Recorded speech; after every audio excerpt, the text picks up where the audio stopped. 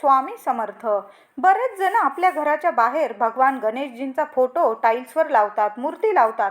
द्वारपाल बनवलं जातं भगवान गणेशाला. पण तुम्ही विसरून जातात की जेव्हा श्री गणेशजी द्वारपाल बनले होते, माता पार्वतीने श्री गणेशाला द्वारपाल बनवले होते, तेव्हा काय घटना घडली होती.